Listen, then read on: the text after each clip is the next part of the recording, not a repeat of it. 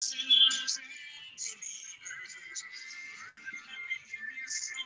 an appropriate song for Sunday. Brings a little bit of God into the subject. Yeah.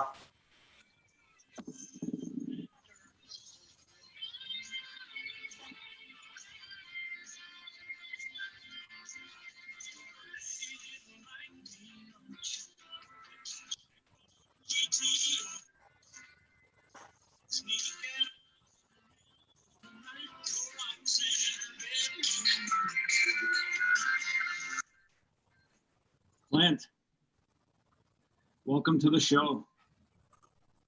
Thank you. Thanks for having me. I appreciate it. It's good to be here.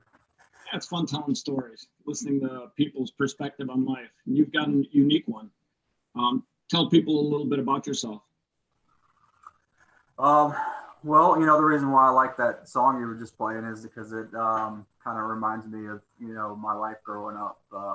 I actually grew up in a really small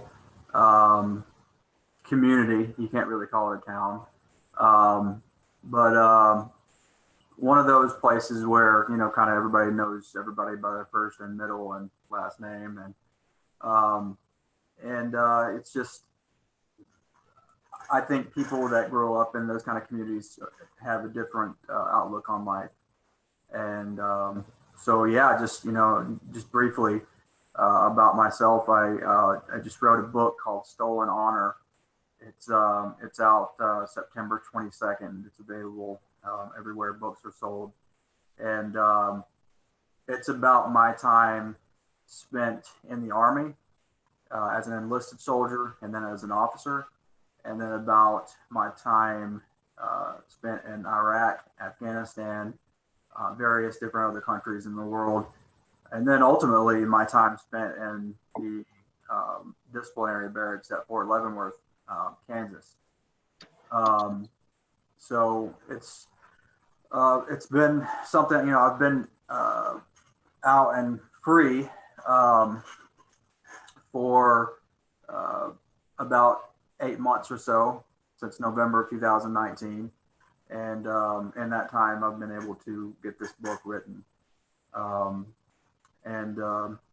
yeah, I'm just kind of hoping that, you know, it's a success. And the reason why is because one of the, you know, key reasons that I wrote it in the first place is because there are certain things wrong with the military's criminal justice system. And a lot of people don't understand that the military has its own criminal justice system. I think it's really interesting. Most people don't ever interface at all with the military's justice system. It's actually one of those things that is sort of in the back, on the back burner. It's in the recesses of people's minds. And so one of the reasons that I wanted to write the book was to try to bring it off of the back burner and to try to expose some of the things that are going on in the military's criminal justice system. You know, it's interesting to me that we have criminal justice reform in this country and we've done really well. And we've got a ways to go. But, you know, in terms of the ways that we look at people who are in prison and people who are involved with the criminal justice system, I think we've got a ways to go in many different respects. And so that's one of the reasons that I wrote the book. I'd like to try and explain how the military's justice system works and try to explain my own experience with it and hopefully expose some of the key flaws that I see in, you know, the system as a criminal justice system. You know, it's important that when we have the power to put someone in prison, take away their freedoms, and potentially put them to death, we got to make sure and get that right. And any system that does not you know, focus completely and wholly on due process as the core of the way that their laws are practiced. I think that's something that we need to look at as a country, and I think that's something that definitely Congress needs to look at, and the president and the people that have the power to change it. So I think that's I appreciate the opportunity to come on and talk about that with you today. It's something that's very near and dear to my heart. Well, when I saw your book, it's something that realistically we don't talk a lot about ever. Like, people don't talk about this. This is not a commonly spoken subject matter. And it's interesting too, because as I was getting ready for this talk today, just yesterday, something that I believe is an injustice, President Trump talked about pardoning Edward Snowden. And it's interesting too, because, I think Edward Snowden, is being prosecuted, or would be prosecuted if he came back to America under military law. Wouldn't that be the case, or no? No. Wasn't he a military contractor? Well, yeah, but so here's, I've paid close attention and done a lot of analysis on this. And now there are provisions that would allow the military justice system to come in and take, jurisdiction over an individual person, but they are very rarely used. So what you're talking about, there is a provision called the Military Extraterritorial Jurisdiction Act. What's it called? It's called the Military Extraterritorial Jurisdiction Act. It's kind of a mouthful, but that's not. For a second there, I swear to God, I thought you said extraterrestrial. No. I'm like, no. Okay, he's going to be tried by aliens in the military justice system. And the reason I laugh, I've been talking a lot lately about aliens, because amongst all the things that have happened in 2020, nobody really talks about the fact that the DOD said aliens exist. We found one of their ships, and it's not made of this planet. I'm like, under any other time in our history, that news would be excruciatingly on the news all day long, and you never hear people talking about it. So when you just said that, I'm like, what?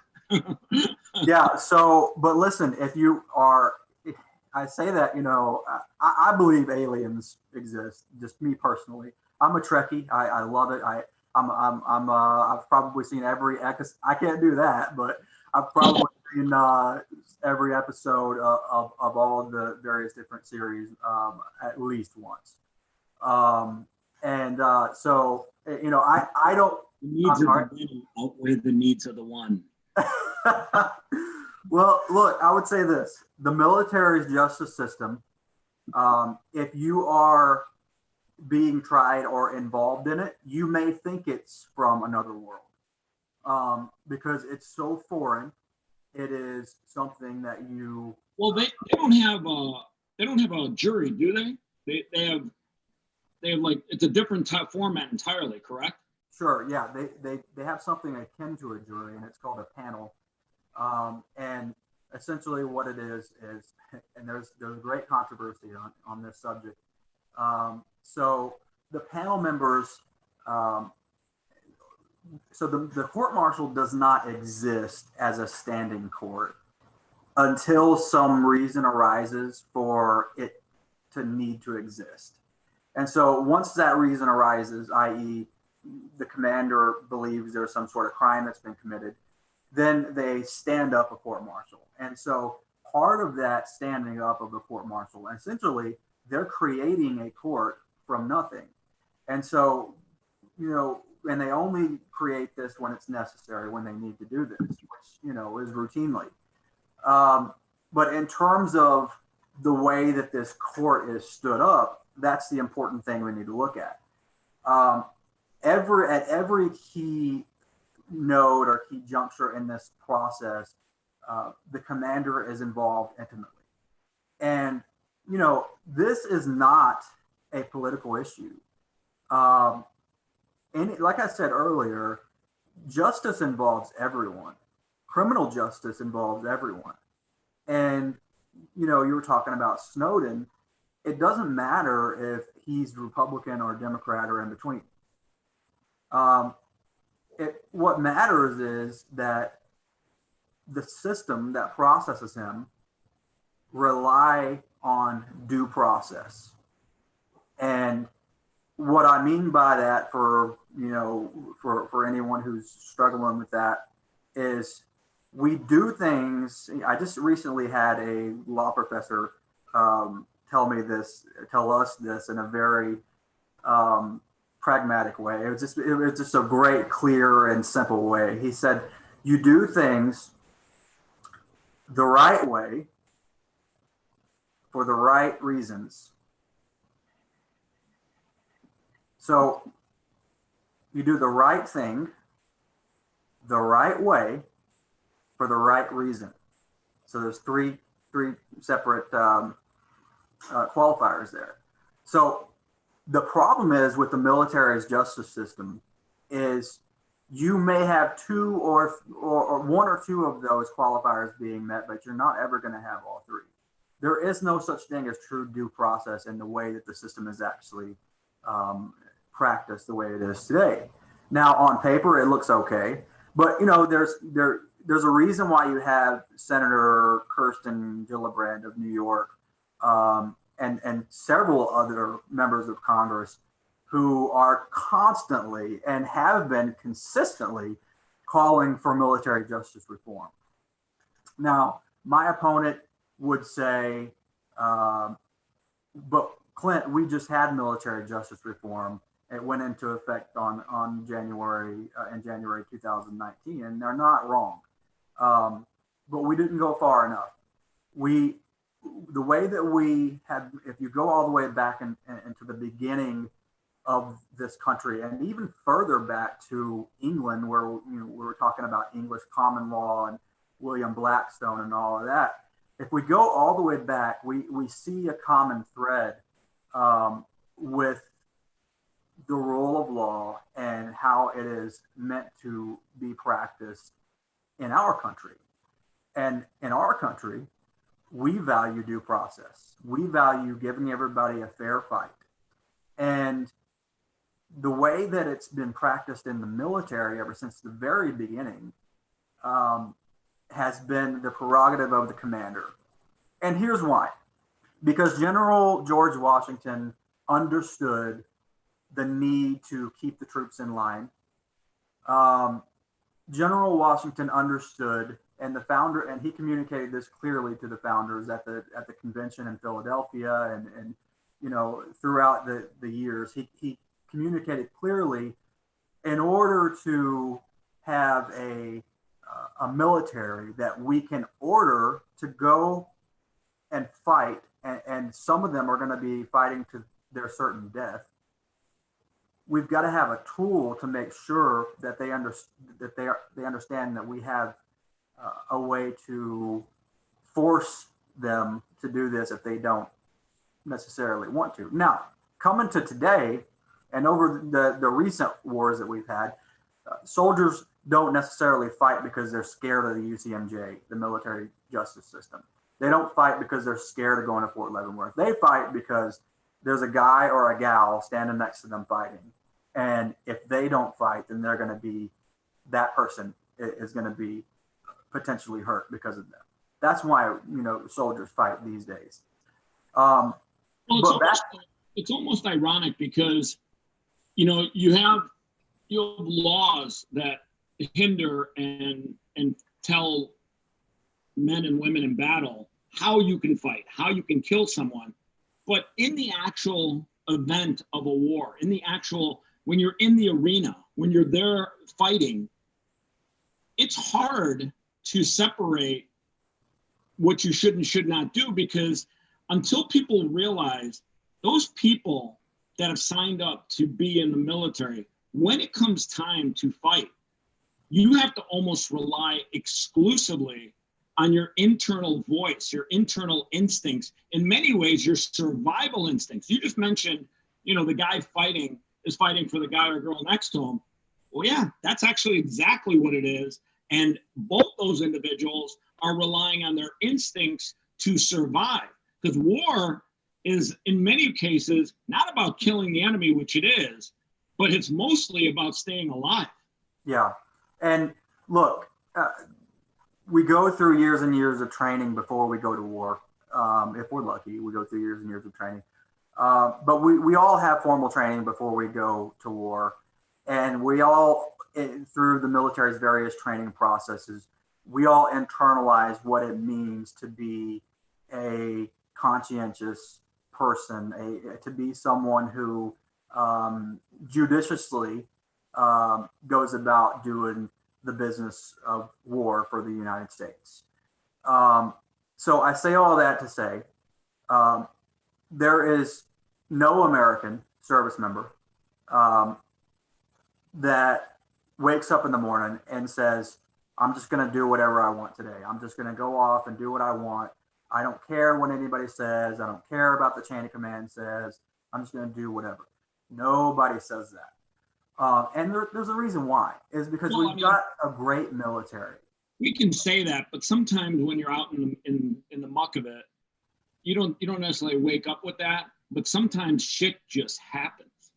Like you can have all the chain of command you want, but sometimes when you're literally right out there at the front, at the edge of things, things happen that you just can't control. Sure. And, I think that's a good point. It brings me to, when you're some of the, we don't deploy our military to countries that are peaceful. That's the key ingredient. When you go out Afghanistan, Syria, the Middle East, that's not you're not going, you're not going, actually, I will say one thing though. We don't deploy people to places that aren't peaceful, but yesterday, did you see what happened in Philadelphia? Yeah. 300 armed people. Like, there are cities in America right now that are strongly resembling cities in the Middle East. Oh, yeah. It's crazy. Like, there were 300 armed individuals going up against the police in Philadelphia yesterday. Yep. That's very scary when you think about it. We're looking to send troops to stabilize the Middle East. You almost need troops to stabilize America. Yeah. Well, there are several legal restraints on one key legal restraint on using American troops in the United States. Now, I think it's very important to understand what troops are, right? So the federal law enforcement officers that were in Portland and are still in Portland and were protecting federal property, they are not troops. No. And so a lot of people. ICE, I think they're ICE, Border Patrol, and I want to say, I can't remember the other category, but there were people that basically work for Homeland Security. Sure, but it's their job to keep the order. So they were doing their jobs. I believe the mistake that they made, and they've already corrected this mistake, is they allowed all of their men to wear military uniforms. And I think that's clearly a mistake because it confuses the public, and a lot of the public, they do not understand the difference between the different agencies and so on and so forth. Yeah, but in that environment, you almost have to wear your military fatigues. What else are you going to wear? What I'm talking about specifically, the same exact uniforms that the military wears. So the camouflage. There's no need for camouflage when you're protecting a courthouse in Portland.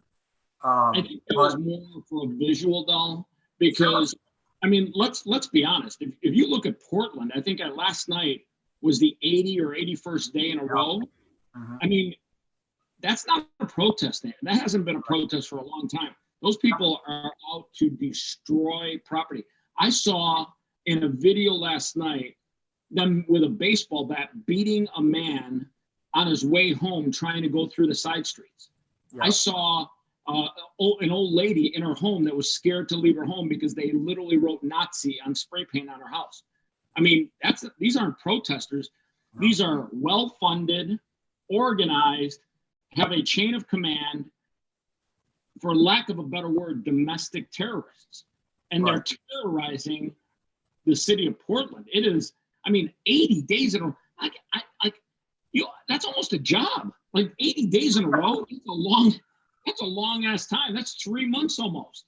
Well, and ironically, these people that were getting the $600 a week, bless their hearts, I'm glad I didn't apply for that because, I've been blessed to be able to still work and everything.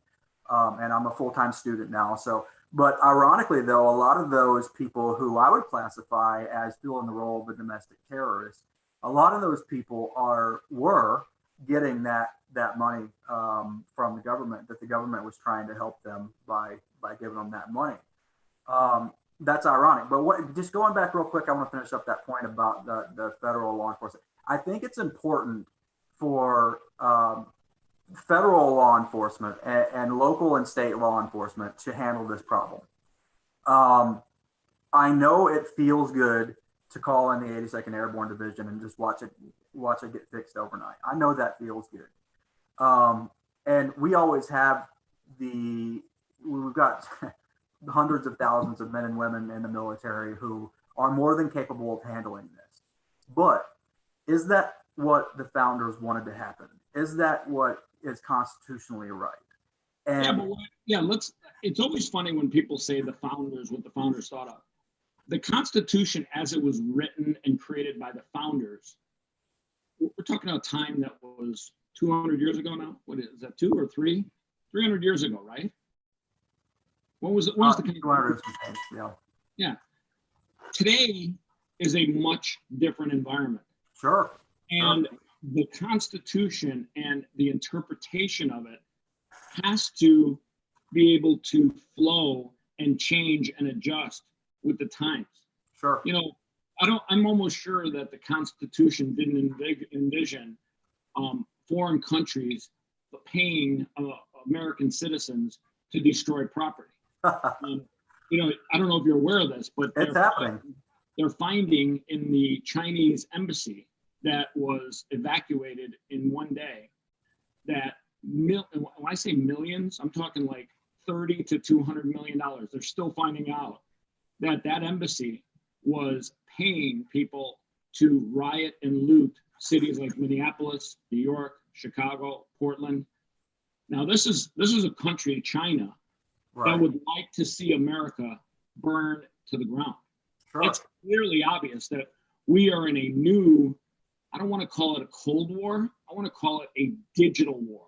We're in a digital war with China, who is actively paying people to destroy America one day at a time. And I would not disagree with that. I think we are in a digital war with several countries, and China is a huge part of it. And we are certainly in a military Cold War with China. If you look at what the shipbuilding that they've been doing, the way that they've been acting and trying to conquer the South China Sea, and it's kind of weird. Nobody talks about it, but the South China Sea it's crazy what China's doing there, and nobody talks about it. And the only one out there to put an end to that stuff is America. There's nobody else out there that's trying to. If we weren't there right now, China would literally take over Taiwan. Sure. They would literally take it over, and they've slowly but surely started creeping in and taking over bigger parts of Asia.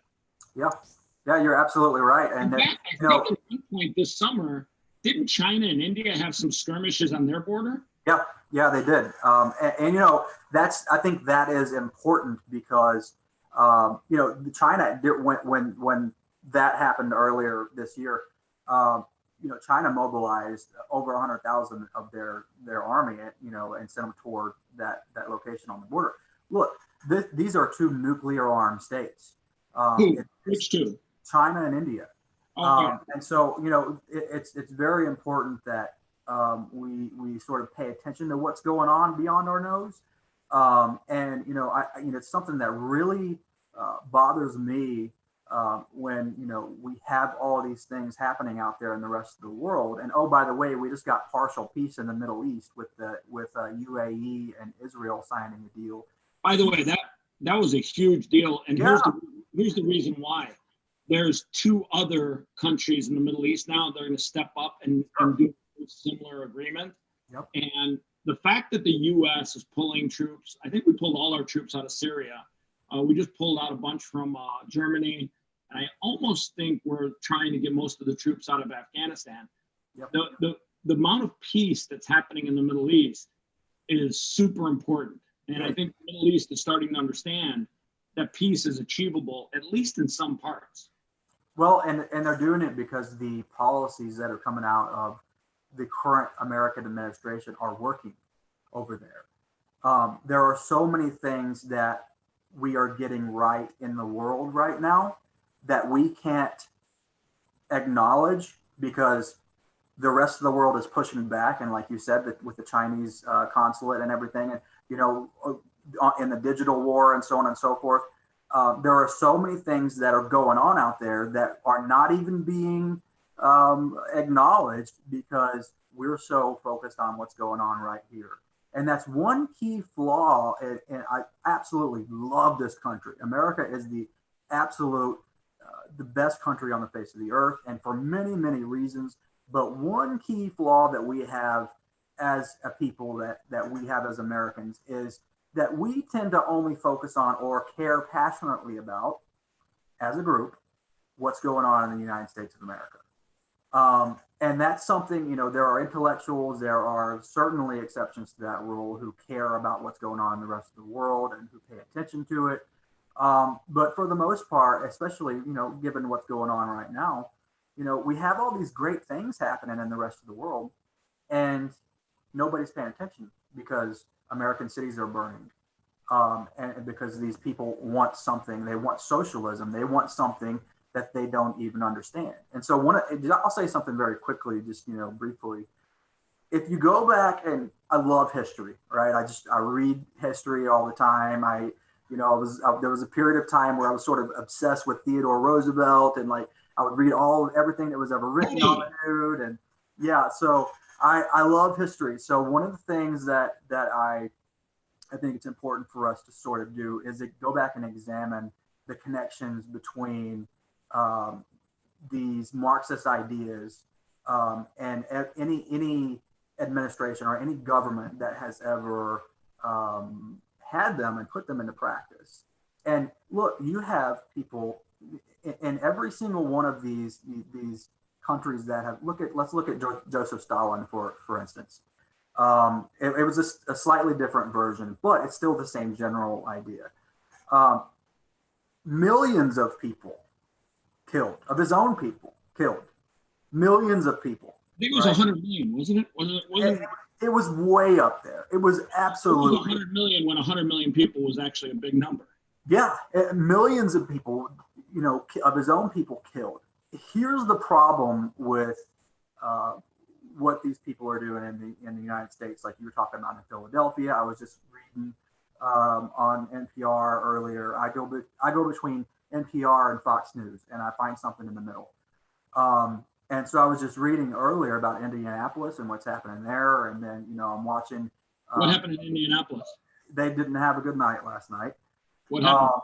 So you just have to look at it. They had some pretty bad protests. Well, no, I wouldn't even call them protests. They're riots at this point. They're no longer protesting. You can't protest over and over again by destroying property. It's funny. A friend of mine who lives in Chicago, literally, he showed me videos and sent me a bunch of videos of these. I'm not going to call them protesters. These agitators, these rioters and looters coming into black neighborhoods, mostly white people with, you know, black garb all over, and literally going car to car to car to car and breaking windows. Sure. With, you know, I think it was a hammer or some sort of device. And literally the neighborhood people from the South Side got together and they confronted these people and they said, listen, you're not even from our neighborhood. When you leave after this weekend, when you leave after today, you're going back to wherever you came from, but we live here. And they literally pushed these people out of the neighborhood. I'm actually surprised that here's the thing that surprises the hell out of me.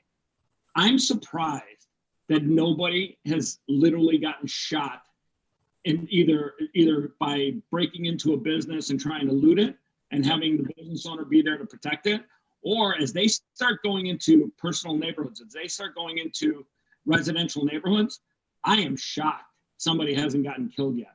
Well, in the context of history, you remember the shot heard around the world. That's what you're talking about. Because if someone, like for instance, last night in a major American city, I'll have to bring it up and see which one. There were two specific groups, separate groups of armed people on either side opposing one another. And these are people that both of them have rifles, right? And so when you have, like you said, all it would take is one shot, and then everybody starts shooting. And believe me, what are the police going to do? That trigger finger sometimes gets a little itchy, and with the wrong person, one shot is exactly like you said. It'll create a domino effect. Yeah, and then next thing you know, you've got a massacre. So just going back to sort of what I was saying about how we sort of approach this is obviously we let the election has to happen. And that's the way that we go forward as a country is, we let the American people use the democratic process and decide who's the next president. Well, here's the crazy thing about the election this year. I've talked to a few older people in their 70s, 60s that enjoy voting every 4 years or every 2 years. They're petrified of getting out in the public and going to the voting polls. I mean, one of my neighbors, his wife, she doesn't want to go vote because she thinks she's going to get attacked. She thinks that during the election, these rioters are going to be everywhere, especially in places like Portland. Older people can't even go to the grocery store at night because after 6 o'clock, that city turns into Beirut. Sure. Yeah. That's a good, that's a good analogy for it for right now, anyway. But look, it's important that we allow our law enforcement to do their jobs. That's another crazy thing. They're cutting law enforcement across the board in major cities. Yeah, I just cannot believe that. It's so unbelievable what, they're defunding. Well, you have to say to yourself, all this stuff that's happening in 2020, it has three distinct characteristics about it. Well-funded, well thought out, years in planning, and a massive organization of people. Yep. And if you're going to attack America to try and take control of its political power, those are the three things you need to create enough chaos to take over America. Have your team installed. Well, we are all very susceptible to being influenced, and that's because of this thing right here. Everybody's got one, and they spend a lot of time on it, and they spend probably most of their waking hours on it or near it. Okay, and so that's the way to get I would agree with that, except for the older crowd of people spend less time on social media than a younger crowd. Sure. So while that's very true, older people tend to get their content and news from TV. Sure, yeah, and it's a very, in terms of where they're getting their news from, that's a very tribal thing there too. So, it is what it is. It's an election year. It's absolutely terrible that we have this criminal activity going on in American cities. But the way that we deal with it is we let law enforcement do their jobs. And I think law enforcement is doing a good job with that. That too is in Chicago, for example, law enforcement arrested 500 people, and the state's attorney, Kim Scott, how she is in power is beyond me, drops the charges. So what's really going on here? Law enforcement arrests them.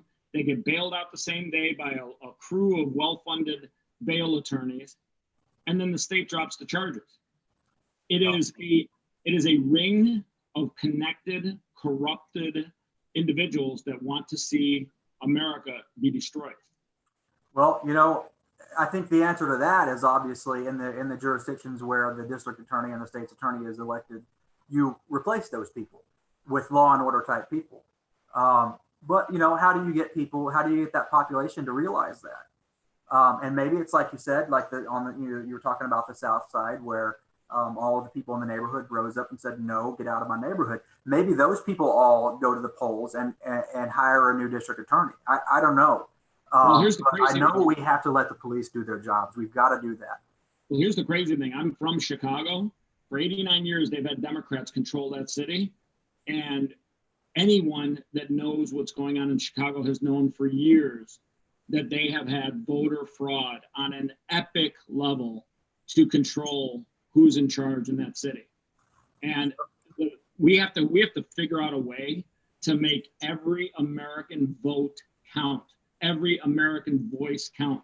Because if we don't do that, if we don't fix the election system on a macro and a micro level, city, state, government, the whole 9 yards, if we don't fix the election process, we're going to see people in America become disingenuous about electing any officials when they know that their voice and their vote no longer counts. Yeah, and that would be an absolute tragedy if all of those people started to stay at home or started to, stop taking part in democracy. And here's why: because a lot of those people just woke up and just started getting involved in politics again, or for the first time in their lives. So I think that would be an absolute tragedy. But in terms of how we go forward, is we just have to realize that we have been through much worse in this country before. 1861 to 1865, we have been through much worse, and we can get through this, and we will get through this. But we've got to rely on the institutions that have gotten this country as far as it is. We've got to rely on due process of law. We've got to rely on making sure that we get rid of these corrupt individuals that are in positions of power, these DAs and these state's attorneys that don't belong where they are. We've got to get rid of them. We've got to support our police, but we've also got to hold our police accountable when they lose the sense of who they are. But here's another thing: 99% of the police officers out there are really good people. But for the 1%, those other 99% know who they are, and they've got to start getting rid of them. And so, I think it shouldn't take us setting the country on fire. I think people almost expect police people to be, or police, individuals to be perfect. We are, as humans, we are flawed across the gambit of life. Now, here's the thing that a lot of people are disenfranchised about. We have to change the system. The system is not fair. We started talking about your book about how the system, if you're poor, you get one type of justice, and if you've got money, you got another type of justice. For example, you're a lawyer. If you got a subpoena from a court, and the subpoena said, appear in court and bring me your mobile device, and then you went to court and you said, Your Honor, I took a hammer and I destroyed my mobile device, so I can't deliver it here based on the subpoena. 100%, not 99, 100% of the people that did that would go straight to jail. Yeah, well, I let me correct you. I'm not a lawyer. I'm in law school. Yeah, I'm not a lawyer. Yeah. But yeah, you're right.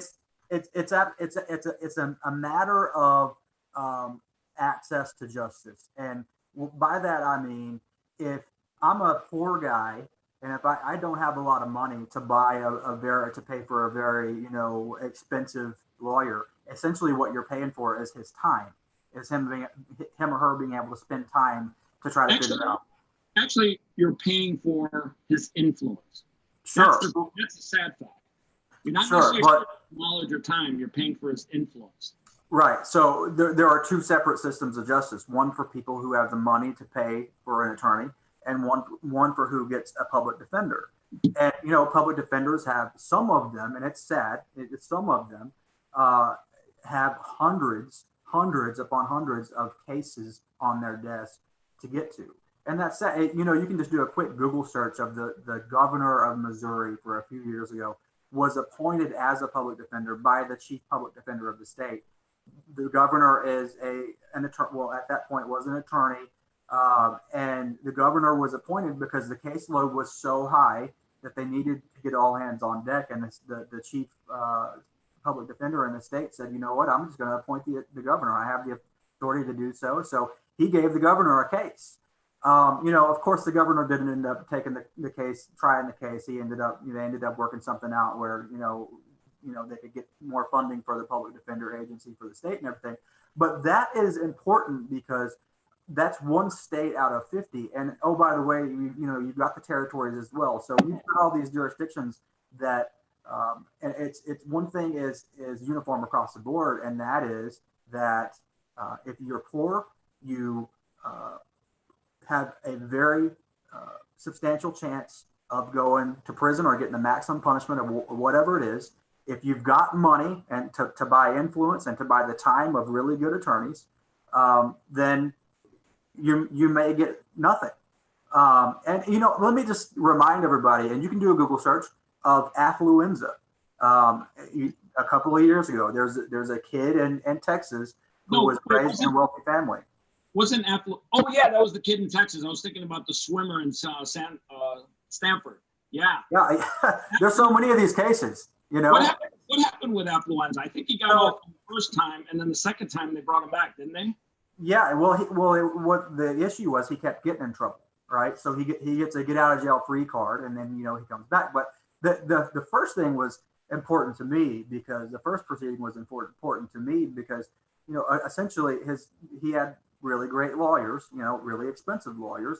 And they argued that because he had been brought up in such a wealthy family that he didn't understand the consequences of what he was doing. So he goes out and drinks and drives and kills 4 innocent people, right? And gets nothing. He gets, absolutely, I think he got some probation, right? I think he got some service. I want to say it was like 20 hours or something. It was ridiculous. It didn't matter. And then to let me compare to an actual case, a human case that I know of, myself, if you look at my social media, I'm all about criminal justice reform and military justice reform and people who have been, I think, treated wrongly by the system. And none of them are wealthy. They're all poor people like me, right? And so there's one guy who's sitting in Fort Leavenworth military prison right now. His name is Tyrese Mullen, right?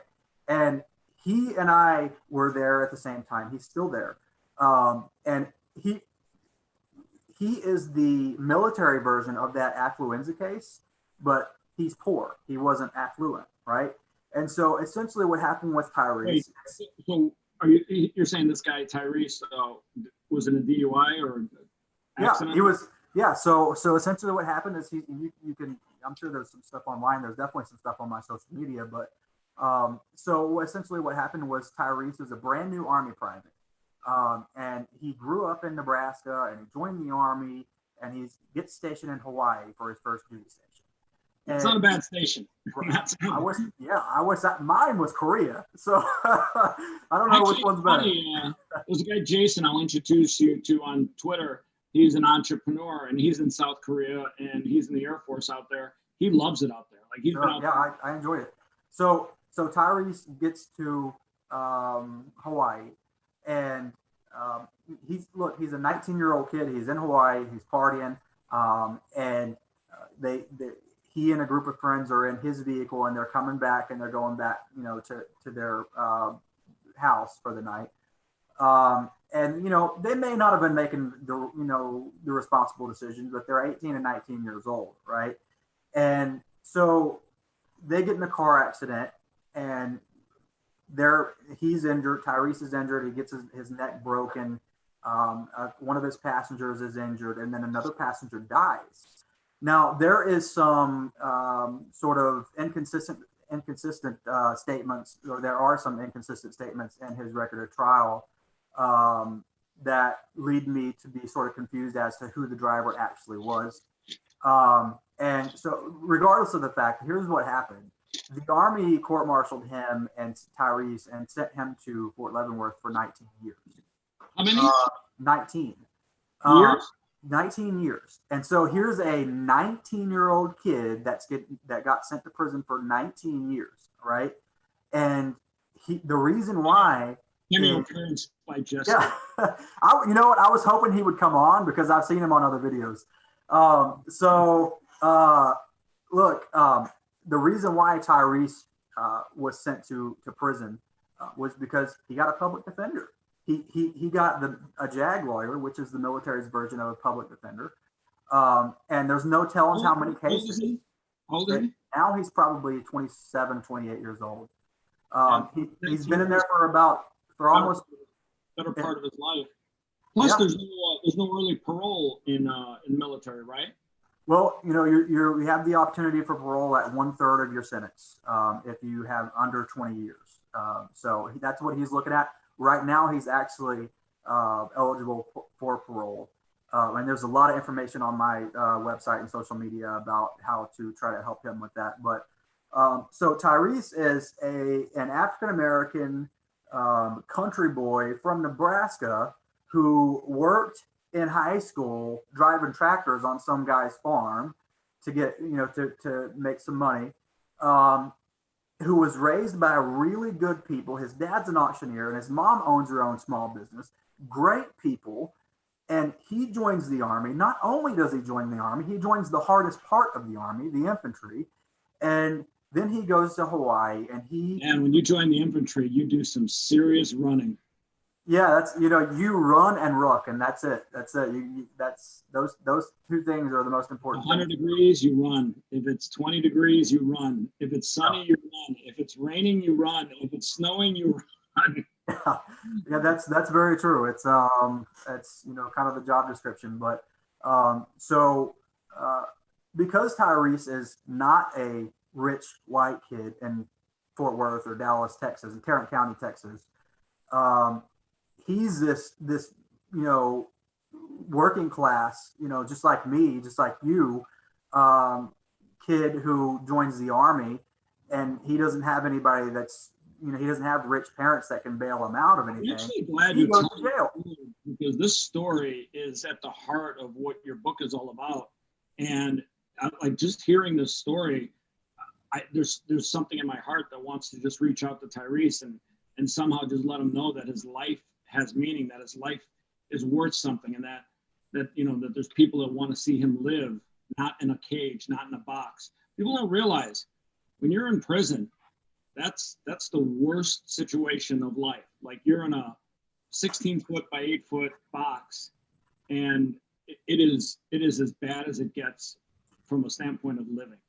Yeah, one of the things that's important about being in prison is that you stop believing in yourself if you're not careful, you stop believing in yourself as a normal person.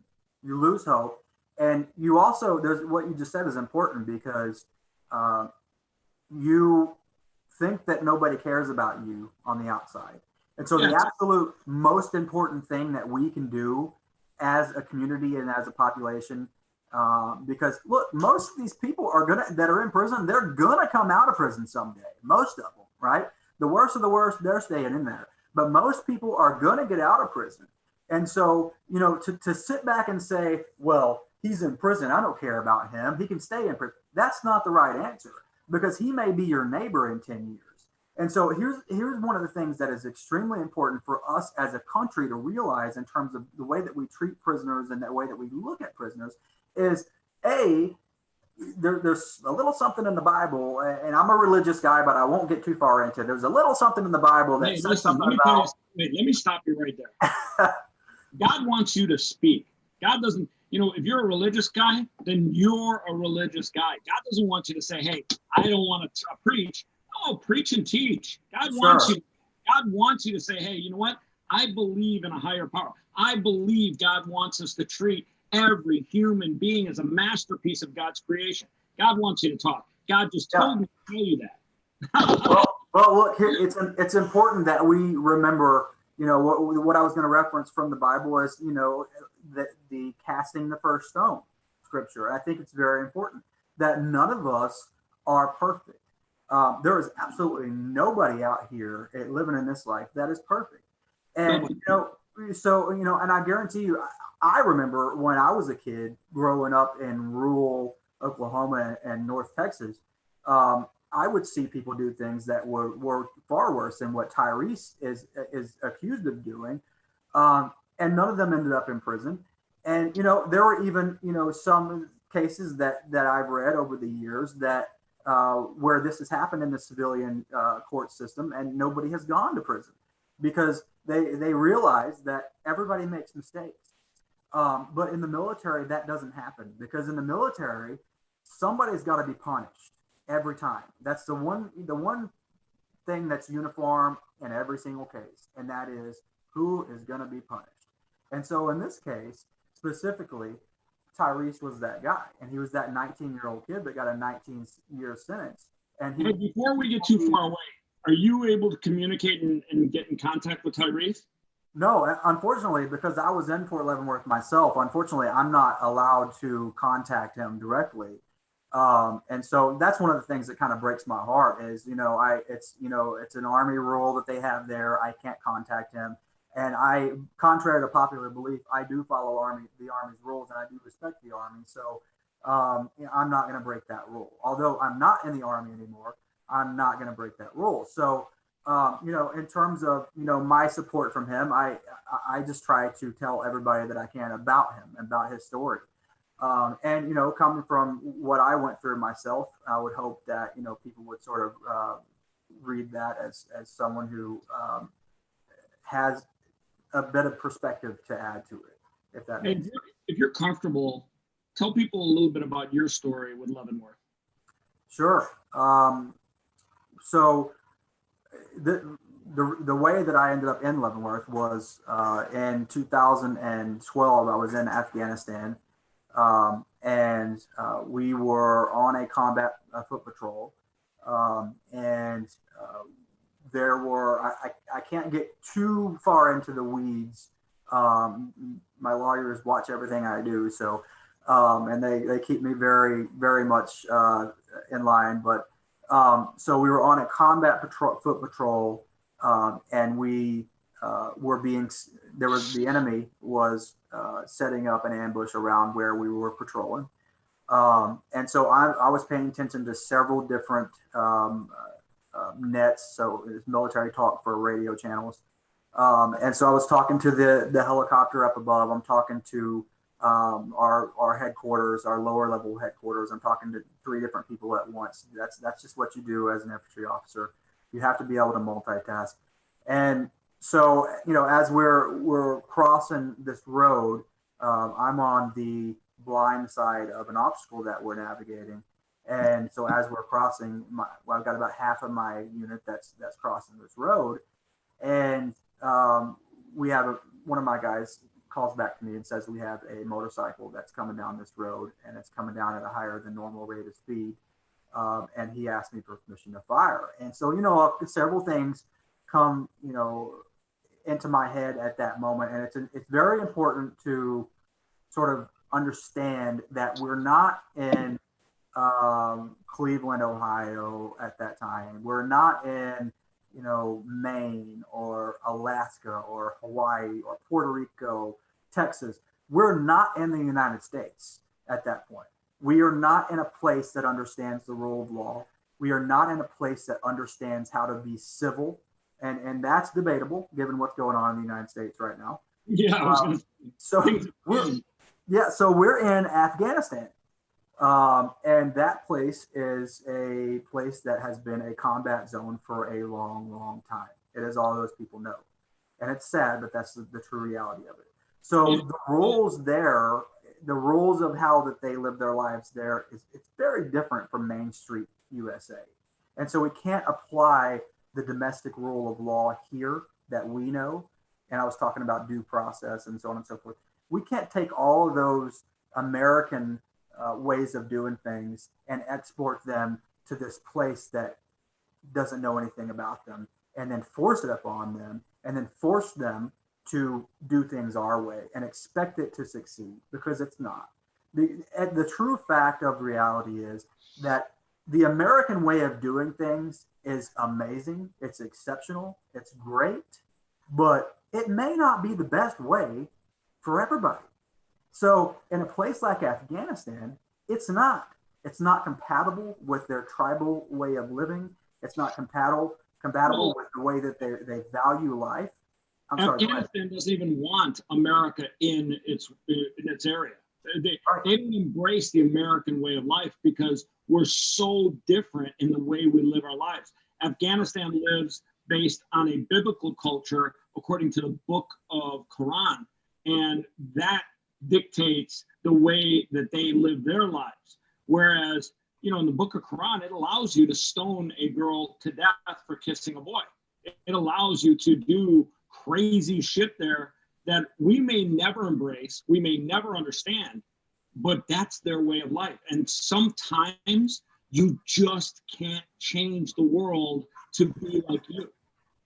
Sure. Well, I just want to say just really briefly, there are some equally disturbing parts of the Holy Bible. But, I don't read them and see them as an impetus to go out and stone someone or to, to kill someone or whatever. I don't see them as that. And that's because you and I were brought up in a civilized country, right? We were brought up in a place where the rule of law matters, where things like due process matter, where getting along with each other and treating each other with respect, it comes with a consequence if you don't, right? So if I go over and I burn my neighbor's house down, there is going to be a consequence, right? In Afghanistan, there may not be, because it's a whole different way of living. It's a whole different paradigm. It's a whole different idea of humanity. And so when we export what it means to be an American into some place like that is absolutely foreign, it could be within the Space Force's jurisdiction. It's so foreign. When we do that, then we can't expect any measure of success. And when we being Americans, it's hard for us to fail. And being in, American military, having been in the American military, I can tell you there is a culture of it being almost impossible to fail, because if you fail the first time, you keep doing it until you are successful at it. And so, in terms of Afghanistan and how, their life is, their daily life as an Afghan citizen, it's very different from what we have here. So you can't compare and contrast. You can't look at Afghanistan and on any measure the same way as you look at the United States. So I'll say that. But like we said earlier, when Americans are somewhere in the world and we have the American flag on our shoulder, there is a certain expectation that the American rule of law comes with us, and it very much governs our activity. Anytime the United States is anywhere in the world, it's our responsibility to represent the United States well, and to represent the values of the United States. So that's what the military's responsibility is when we're put into these places like Afghanistan. And it's very, very difficult to do, because the war, there's tons of stuff out there about Afghanistan and why we have not been as successful as we would like. And I would point you to any of the books on Vietnam. We continue to do these things and expect a different outcome. Well, we're trying to always stick our nose into places where we try to create regime changes, and those kind of conflicts are counterproductive to the American way of life, but they are very productive to the military machine that makes trillions of dollars from selling weapons of war.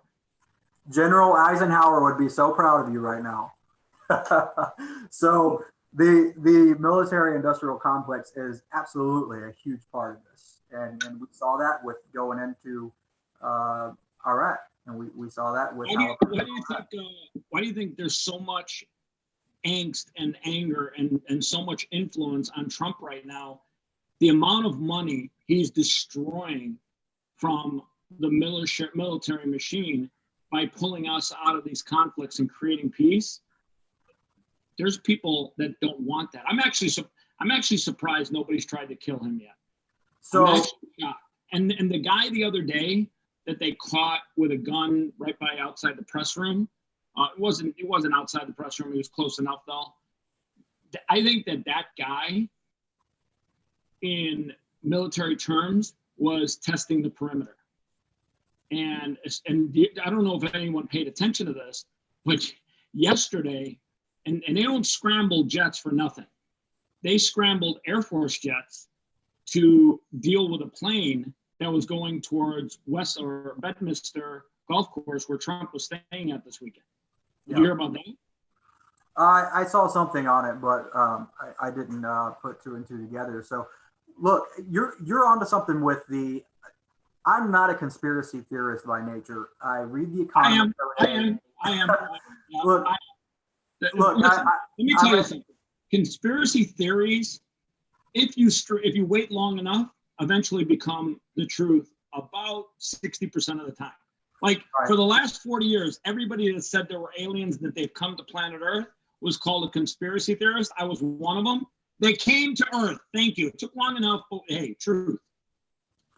Well, hopefully we get to meet one someday. But look, would like to know. the military. Elon, are you trying to get back to home? Look, the military-industrial complex is definitely a very powerful entity, and I think you're onto something with the reason why President Trump is experiencing so much pushback from what I would call the bureaucratic deep state is because they're going to lose out on all that money, and they're going to lose out on all of those defense contracts that go into Afghanistan. I'll just say, for instance, there's a helicopter company. It's headquartered in the United States. They have 3 or 4 helicopters in Afghanistan. They're civilian helicopters. And their job is to taxi soldiers and service members around from base to base in a non-combat way. And so they're basically a logistical support asset. Well, look, there's no telling how much money they're getting to be over there. There is absolutely no telling how much that company is getting from a government contract. So, you're absolutely onto something there. And I think it's really powerful and important that we're making so much progress in the Middle East and in Southeast Asia and in so much of the world. And, President Trump is responsible for that because of the policies that he's put forward. And so I'm very proud of the policies. It's not even just his policies, but he stood his ground. When you see people like John Bolton, who snuck like a little snake into the administration, that guy wanted to go to war with North Korea. He wanted to go to war with Iran. He wanted to go to war. He wanted to send troops into Venezuela. Now, granted, I think Venezuela could use some military help because what's happening there is an absolute crime against humanity. The people of the country are being destroyed, killed. I mean, it's absolutely horrible what's happening in Venezuela. And nobody, not one country is doing anything to help the people of that country. Well, I do know that the United States government has some very stringent and crippling sanctions on Venezuela. And I also know that just a couple of days ago, the U.S. military intercepted a couple of giant oil tankers that were coming over from the Middle East and Iran to try to help Venezuela. I understand sanctions, though, but here's the thing. My friend's wife's sister, lives in Venezuela, and she works on a cruise ship. Well, actually, I don't think she's working right now because there's no cruises. The people of Venezuela are dying. So all those sanctions and intercepting a tanker, that only hurts Maduro from getting more gold and shipping it to Russia and Cuba. I mean, what he's done to literally loot the country of its assets is criminal. It is criminal on a scale that is epic in nature. And nobody is going in and helping the people of that country take back their own country. By the way, people forget, I think it was 20 years ago, Venezuela was a very rich, up and growing country. You go look at it now, they don't have food on the shelves. They have bad supply chain. People are starving to death. I mean, it is a horrible situation for the people, but a great example of how socialism can literally take a great country that is rich in assets and literally destroy it and suck all the life out of it. Yeah, you're absolutely right. And those people in the streets of Portland and Indianapolis and every major city in the United States, they want that. They want socialism, but they don't go back in history. And even right now, contemporaneously, what's going on in the world in socialist countries, it doesn't work. And, you've got to have some measure of, stabilizing the stabilizing measure of capitalism. You have to. Even freaking China, communist China, even China is continuously introducing more capitalist measures to try and give its people more ownership and so on, and freedoms and stuff like that in terms of financially, because they're starting to see that when you empower people, like the United States has always done, when you empower people to become productive and to make their own money, they become more successful for everybody, and that's good for the whole country.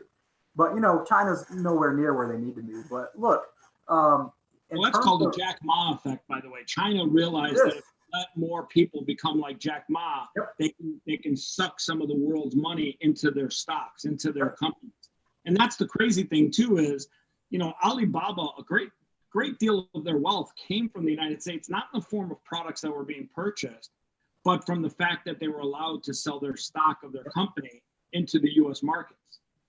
Yep, absolutely. And so, in terms of just going back to Venezuela really quickly, I'm reticent. I've always been sort of in terms of the way that we should handle Venezuela. I'm just a peon. Nobody cares about what I have to say. But if you ask me, I'll tell you. For a second, stop. That's the problem with America today. When your voice no longer counts, when your voice no longer matters, that thought process is destroying people. That's destroying. The system has to change. You're right. Certain aspects of the system changes, but I'm not overly concerned because I see what's happening right now, and President Trump's got a very firm grip on what's going on. But in terms of Venezuela, I think it's important to point out there are still many, many, many people in Venezuela that are loyal to Nicolas Maduro. And so, if the entire country, the entire population wanted to get rid of this guy and wanted to go back to what it was, and I would say that'd be one thing. But he doesn't have the entire country against him. He's got a significant portion of the country against him. But he also has a significant portion of the country that's with him. And so I believe what President Trump is doing is appropriate, because it would not be appropriate for the United States to come in and land troops and force our will upon them and force the will of that significant portion of the country that's would support it. That's not appropriate. What's appropriate is those people in Venezuela doing it themselves, like we did in 1775 and the years preceding. Right? Sometimes an insurgency is necessary. Look, the United States began on an insurgency, and we became this awesome country. But we can't be the people that go around the world and topple governments because we think it should be like that. The people have to do it themselves. I get that, but here's the only difference. The people of Venezuela don't have access to guns and weapons. That's a huge difference. When Maduro has the military and there are no guns for the people to fight back with, they literally fear for their lives and understand that they have very little chance to topple a regime like his. Because in America, when you reference 1770, what is it, 5 or I think 75 you mentioned, we had guns. We had the ability to fight back. That's a big difference. Well, look, I was just reading in the online, one of the news sites a couple of days ago. There are tens of thousands of people who were expatriates who had left Venezuela before the pandemic, and now they're coming back into Venezuela. So look, there are so many different sides of this problem. There are so many different aspects of what's going on. But coming from the military myself, I'm saying the military option should never be on the table until it's the absolute last thing that can be tried. And, you know, So while I agree with that, here's what's missing from everything that's happening right now down there. Nobody's going to the United Nations, which was set up and created for these type of events. And somebody, the United States definitely should be going to the United Nations and say, listen, we want to speak about this to the world. We want to speak to everybody and say, this is not right. Somebody has to, as a country, as a world, as a planet, we have to speak out and talk about this and bring it to the attention of many world leaders, but nobody's doing that. In fact, when was the last time the UN had a meeting where we discussed some of the incredible, horrible things that are happening in the world?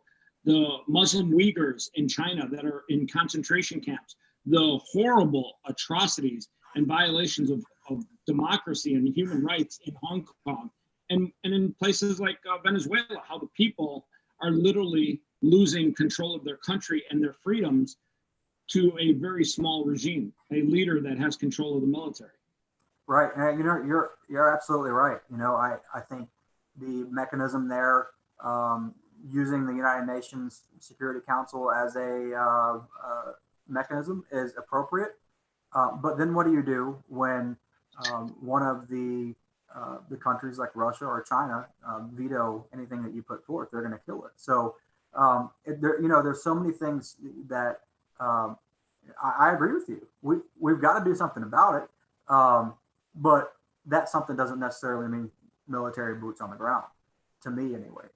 It doesn't, yeah, nobody likes that, but there comes a point where people have to speak out on a global scale against things like this, because if nobody says anything, like we're talking about it today, and maybe, you know, a handful of people will hear this message and then they'll share it and they'll understand. People have to hear this message on a global scale.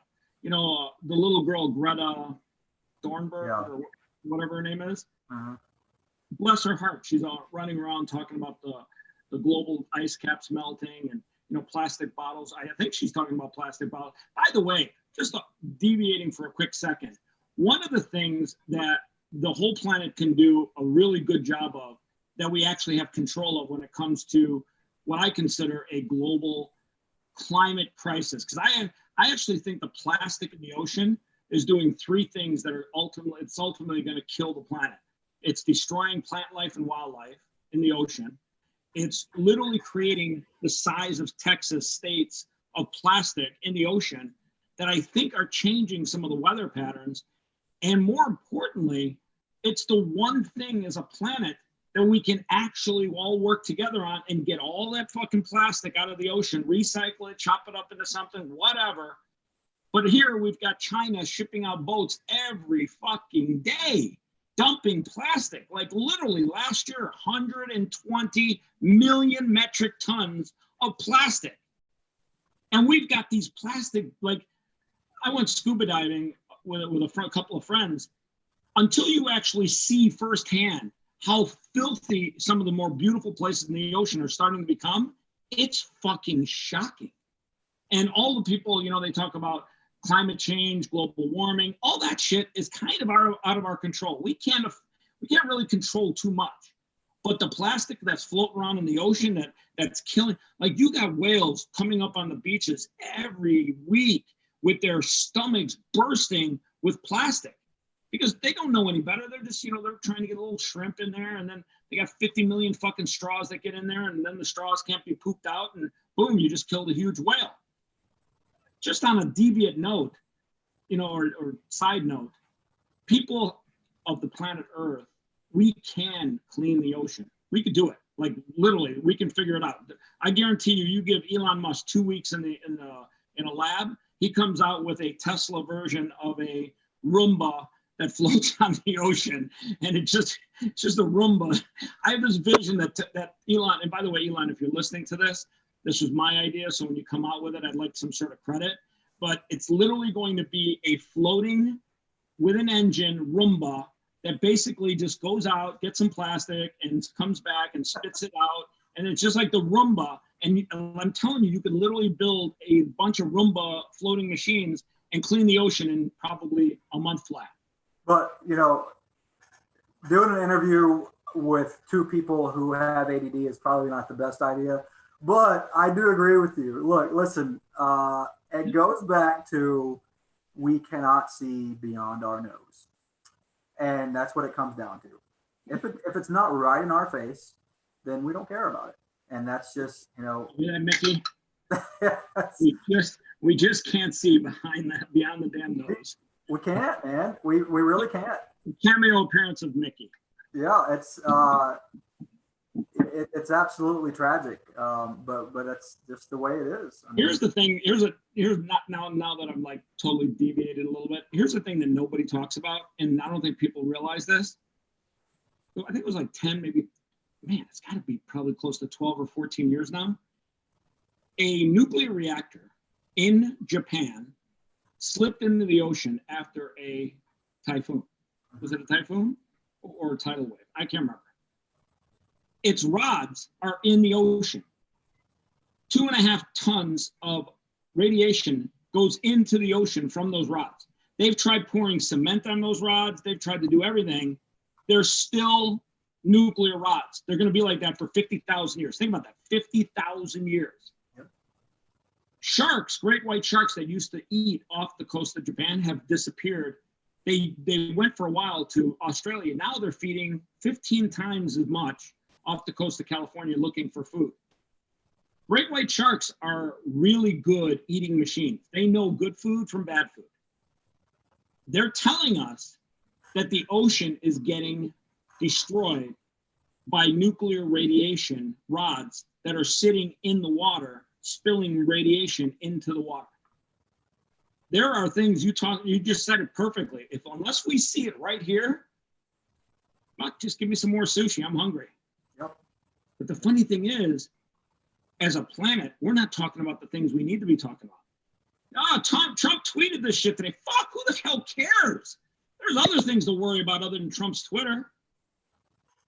I actually wish Trump would tweet out about building a Roomba and say, listen, I've taxed Elon Musk with building the ocean Roomba to clean up the ocean. I actually wish Trump would tweet out and say, listen, we got to fix the problem of radiation leaking into the ocean. That will kill and infect. Here's the crazy thing. I was in Japan last year, and this is crazy. Like you don't believe this until you see it. I was in Tokyo, Japan. I went to a grocery store late at night to grab some chocolate milk or something. And I get in there and they got a produce section and they have tomatoes, and I couldn't understand the language, but they have like a divider between the tomatoes. And I asked the guy, I use this app where you talk into it in English and it spits out Japanese, and then he talks into it in Japanese and it spits out English. And him and I had a talk for like an hour. And it turns out they have a group of tomatoes that are grown on the south side of Japan in the area that was infected by the radiation leaks. And then they have tomatoes that are imported. And the ones that they're selling from that south side of Japan that are from that area are drastically discounted. And they look a little funky. And he was telling me, he's like, yeah, we sell them at a discount because they have radiation. I said, what the fuck? They're literally selling food that they grow in that area at a discount because it's got radiation. Like, oh, just trace amounts. Well, shit, motherfucker, if you keep eating radiation, eventually you're glow in the dark. Yeah. So It's crazy. Until you actually go to Japan, you realize, why are we talking about this crazy shit? Yeah. Like, why is this shit not on the news? Because it's beyond our nose. Exactly. Mickey, you hear that? We got to get shit closer to the nose. Good night. Yeah. So I think it's there are so many things that we could come up with that would sort of fix some of the problems. But the problem is, how do you get all of these warring factions? How do you get the people that are so hardcore to the left and the people that are so hardcore to the right to come together somewhere in the middle and actually make something happen? I'm not sure if that's possible anymore, to be honest with you. Aliens will come down here and they will straighten us out. They will just fly in and they'll be like, listen, we've been watching what's going on. First of all, your Twitter accounts are all fucked up, and you guys really should be not arguing about the shit that you're arguing about. Well, now would be the perfect time, wouldn't it? I tell you. But yeah, listen.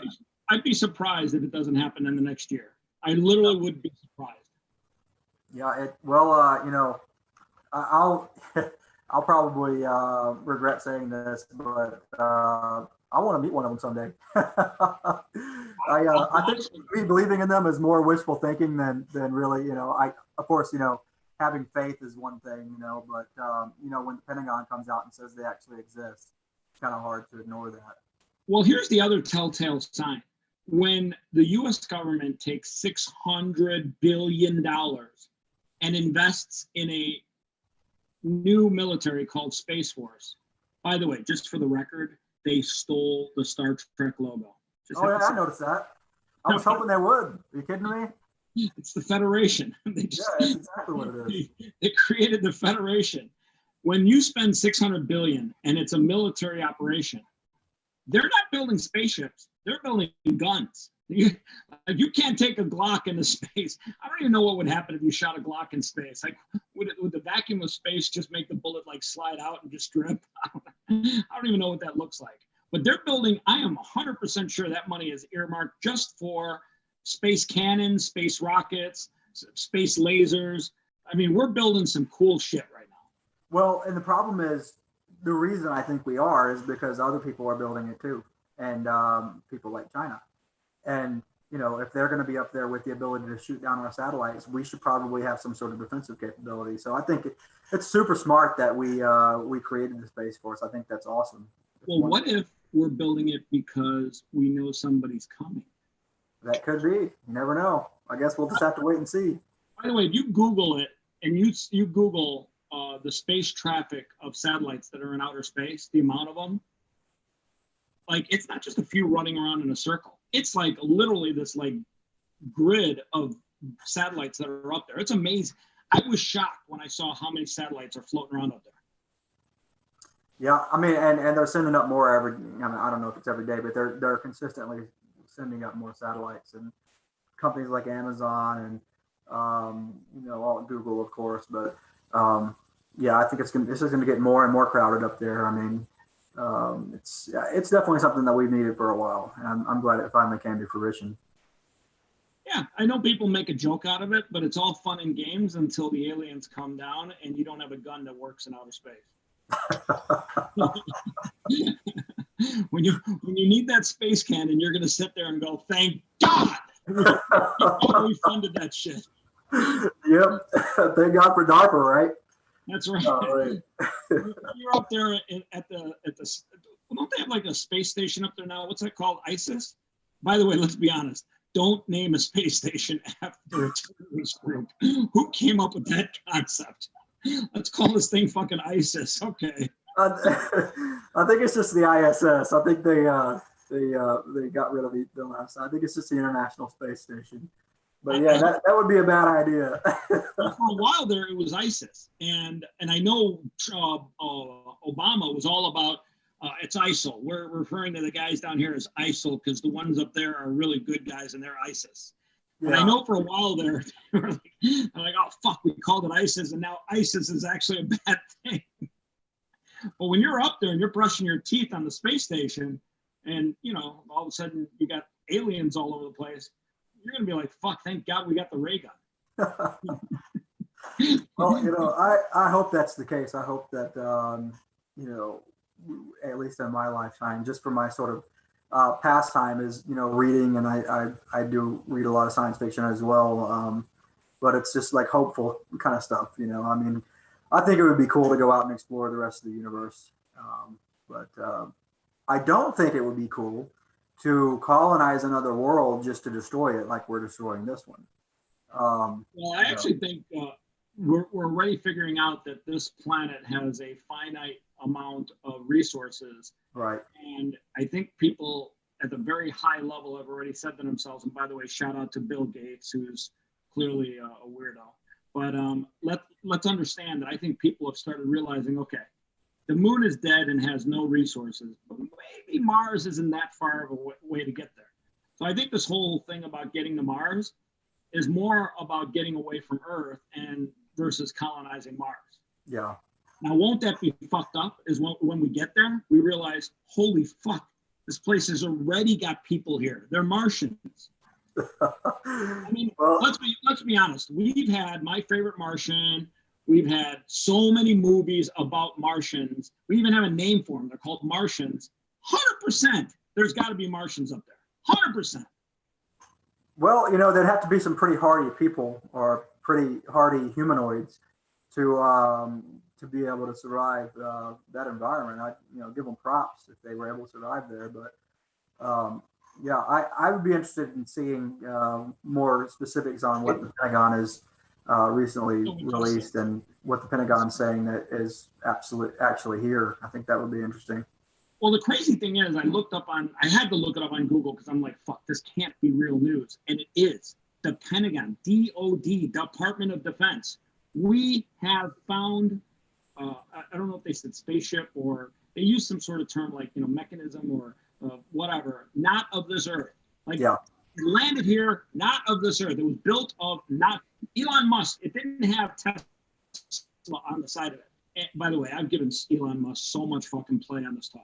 And when they said that, like right away, you knew motherfucking Roswell was true. Area 51, motherfucker, they got it right there. The day I heard that shit, my conspiracy theory version of me ran around the house and said, motherfucking Roswell. I knew that shit fucking happened. Well, it'll be interesting to see how it all plays out. That's for sure. We've got a lot of work to do to try to fix this place and to try to make this place more livable in terms of not completely destroying our civilization and our cities. That's what's going on. So.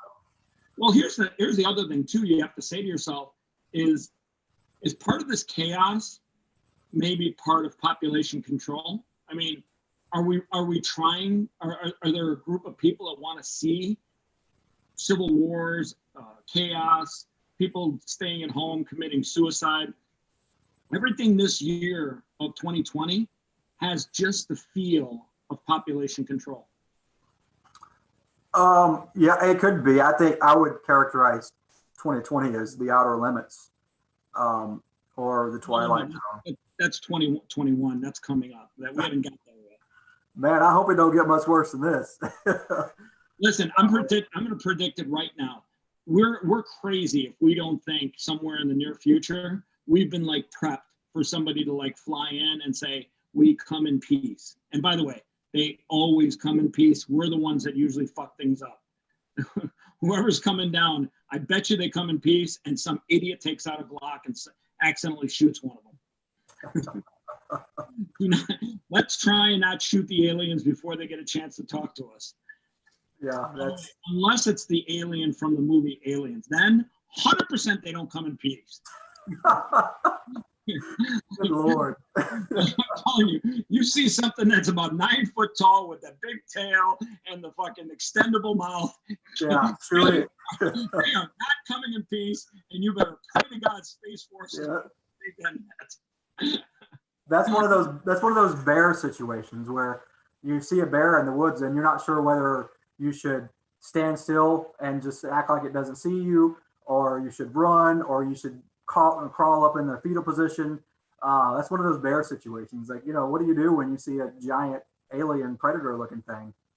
Okay, so I'm going to give you an interesting example of that. I live in Las Vegas, Nevada, and it was like 3 years ago. It was 3 years ago. I remember when the big drought in California was happening, and there's this place that's west of here called Bear Mountain, California, and they had bears and mountain lions looking for water and food, because without water there was no food for them to feed on. So they were double fucked. They didn't have water and they didn't have animals to eat that were feeding on the water.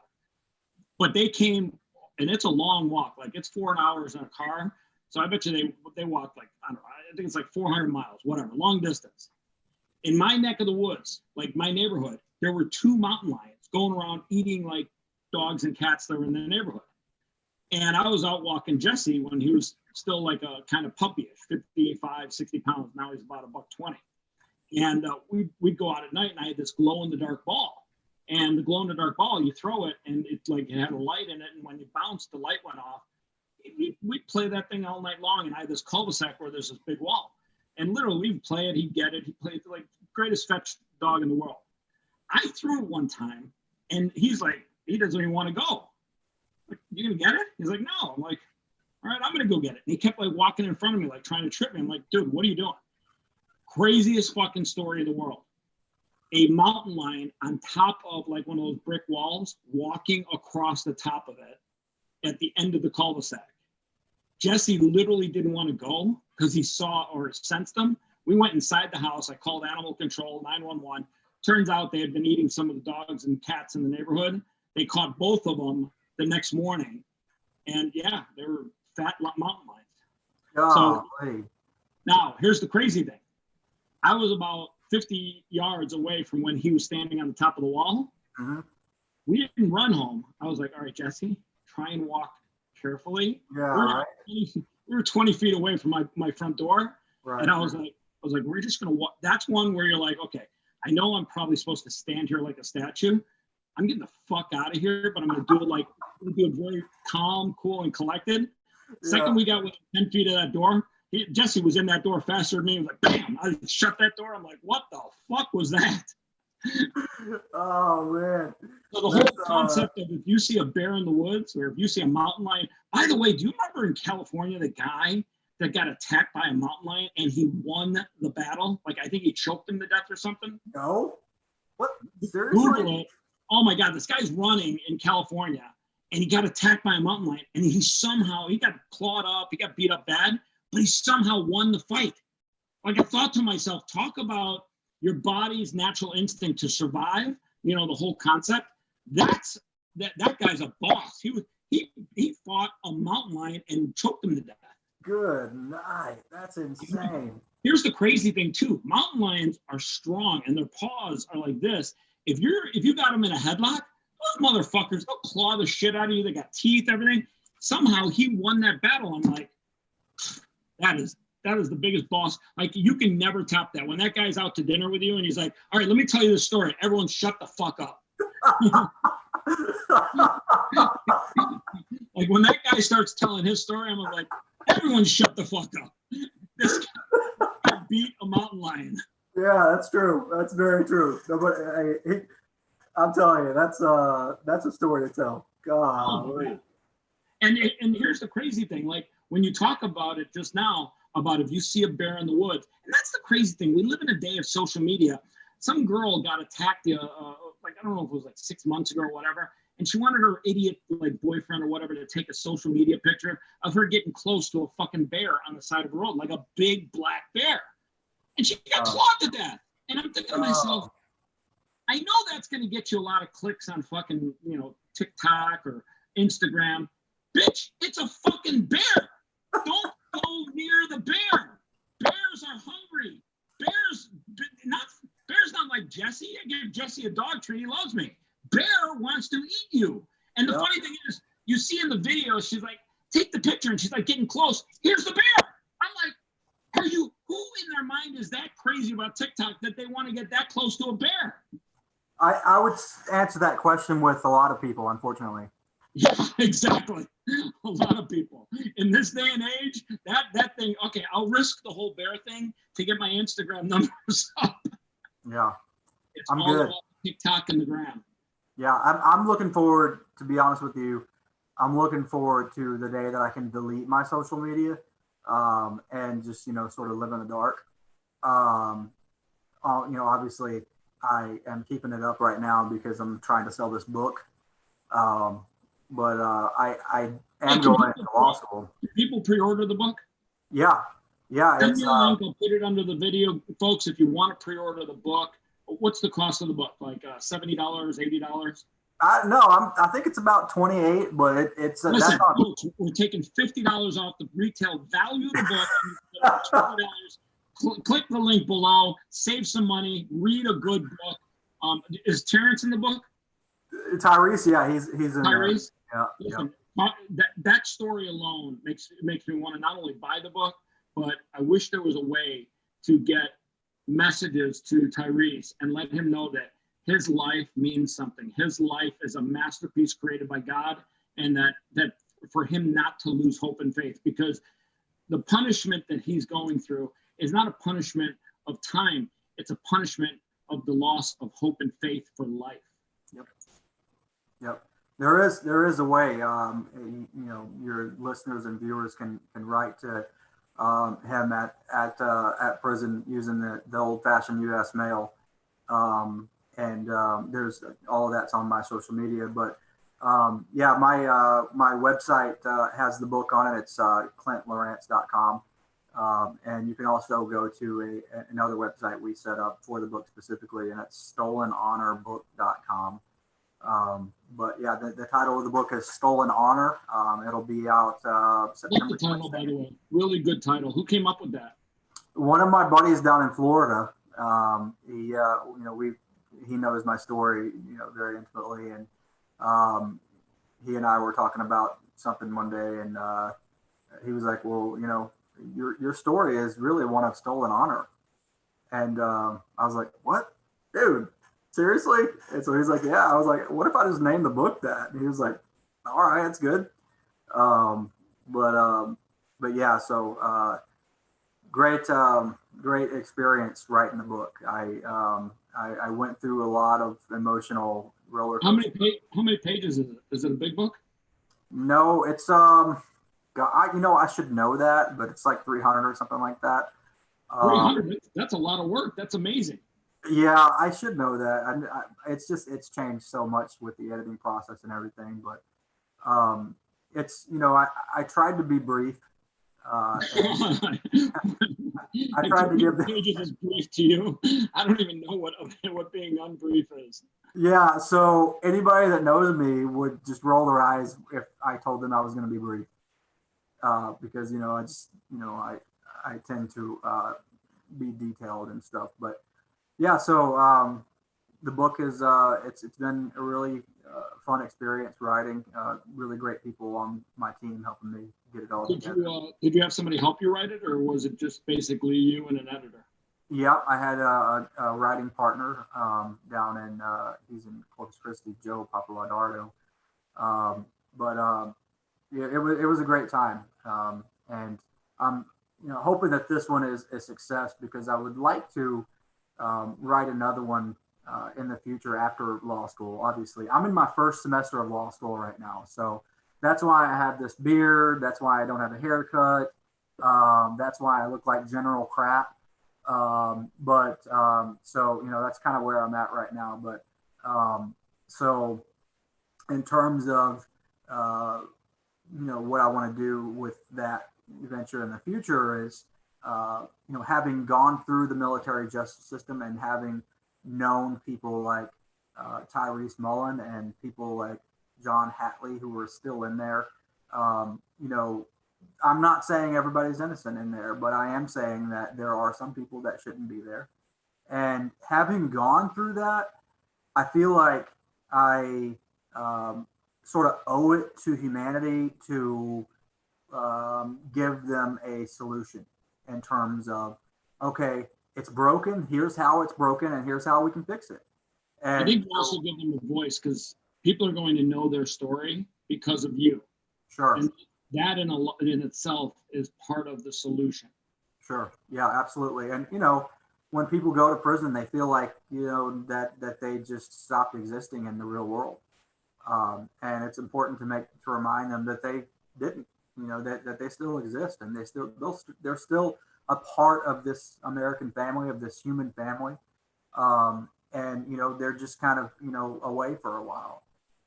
And so, you know, another reason that the military, the criminal justice system is so overwhelmed and you know, ineffective is because we villainize and we treat people who have been to prison like aliens, or like, you know, the most terrible people, and you know, they're people that are unlike us, and so on and so forth. And the problem is, you know, that you never know who in your community has been to prison or has been to jail, or you know, you never know who is who and what is what. So, you know, the golden rule applies. It really does. And in terms of the next book that I want to do after this one. It's going to be one that I do out of necessity. I did Stolen Honor. I wrote Stolen Honor just to expose people to the kinds of things that happen when the military justice system is unchecked. And when you have a criminal justice system that does not give much regard to due process of the law. And so that's why I wrote Stolen Honor. Now, the next one I'm going to write after law school is going to be a fix to the military justice system. I'm going to identify the key issues. I've already identified them, but I'm going to put them in a book. The key issues of what is wrong with the system and how we fix it. And whether or not anybody reads it and anybody cares about it, it's not the driving factor for me. But I would be sort of doing the world a disservice if I did not give feedback after having gone through something like that. And after having spent 6 years and 3 months and 14 days in military prison. And I think that not providing feedback when you see something that's broken to such an extent that it affects people's lives in a negative way, that would be the worst thing ever. And by the way, when people go to prison, it's not just that person that goes to prison. Their husband, their wife, their children, generations of people are affected around them. Their mothers, fathers, grandfathers, grandmothers. People are affected around them for concentric circles that sort of never stop expanding. And so I think that's very important to really take into account when we think about who we are in relation to the people that are in prison and jails around this country. Now, let me add a disclaimer to that whole argument or whatever. Let me add this. There are some people in prison that belong in there and should never, ever, ever get out, right? That's just the way it is. There are some people that are just absolutely broken up here and they don't ever deserve to be free. That's between them and God. I would never, ever say that those people need to be let out of prison and that we need to try and bring those people back into our American family. I would never, ever say that because as I'm saying this, I'm thinking of their faces and who they are, people that I know that should never come out of prison.